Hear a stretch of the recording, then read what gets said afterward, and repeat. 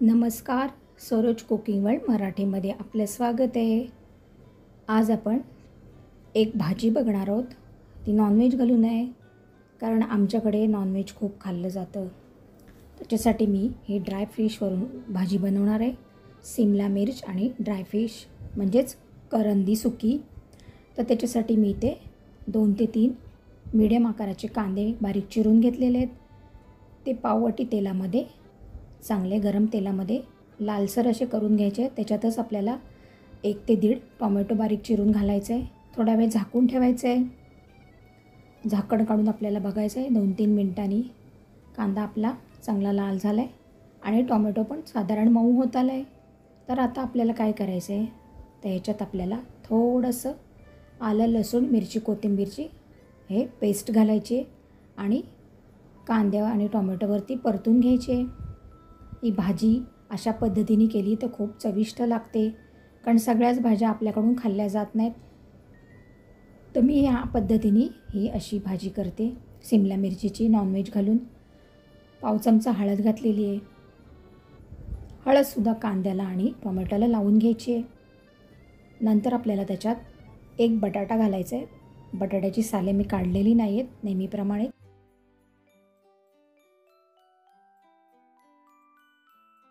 स्वच्छ धुवून आपण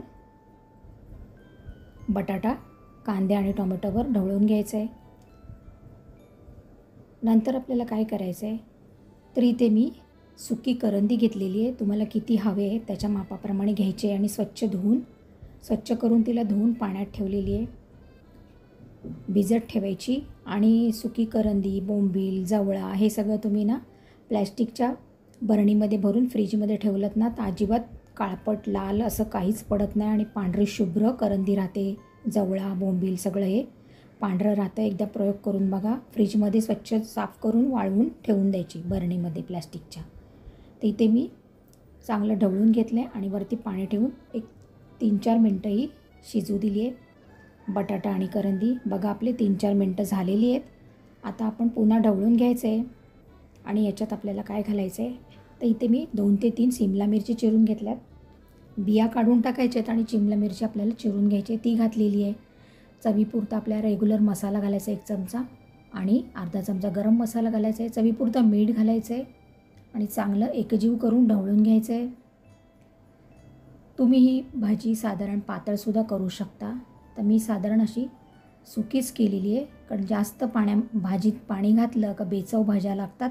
त्यामुळे जास्तीत जास्त वाफेवर शिजवायच्या ह्या भाज्या चवीला खूप छान लागतात. थोडी कोथिंबीर घालून घेतले, थोडं ढवळून घेतले मी. आणि आता मी काय करणार आहे, तर इथे मी भाजीत झाकणावरचं अगदी थोडंसं पाणी घालणार आहे, ज्याने मसाला आपला जळला नाही जाणार. इथे एक्झॉस्टची वाफ लागते. एक्झॉस्ट लावल्यामुळे इथे वाफ खेचली जाते, त्यामुळे असं दिसतंय. थोडा वेळ झाकून ठेवायचं आहे. एक 3-4 मिनटांनी पुन्हा आपल्याला बघायचं आहे झाकण काढून. तर आपली भाजी साधारण शिजत आलेली आहे. तुम्ही बघू शकता खूप छान प्रकारे रंगसुद्धा आलेला आहे. आता याच्यात मी काय घालणार आहे, ते तर 2-3 चमचे आपण चिंचेचं पाणी घालायचं आहे. चिंच थोडी भिजत ठेवलेली, त्याचं पाणी घातलं आहे, कारण नॉनव्हेज आहे ना, त्यामुळे थोडंसं चिंचेचं पाणी घातलं किंवा कोकम आगळ किंवा कोकम घातले तरी चालतील. पण मी ते थोडंसं चिंचेचं पाणी घातले. पुन्हा थोडीशी कोथिंबीर घातली आणि 4-5 मिनटं मंद गॅसवर ही भाजी ठेवून दिलेली आहे. तर 4-5 मिनटानंतर बघूया.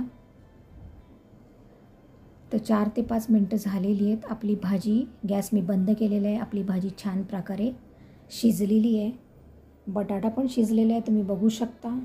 आणि सुंदर असा वास पण येतो आहे आणि भाजी खूप चवीला छान लागते. मी नेहमी बनवते. तर एकदा तुम्ही भाकरीबरोबर वगैरे चपातीबरोबर ट्राय करू शकता. तर कशी वाटली रेसिपी नक्की ट्राय करा. अगदी सुंदर लागते ही. तुम्ही एकदा जरूर ट्राय करा. लाईक, शेअर, सबस्क्राईब करा आणि सरोज कुकिंग वर्ल्डला पुन्हा भेट द्या. Thanks for watching.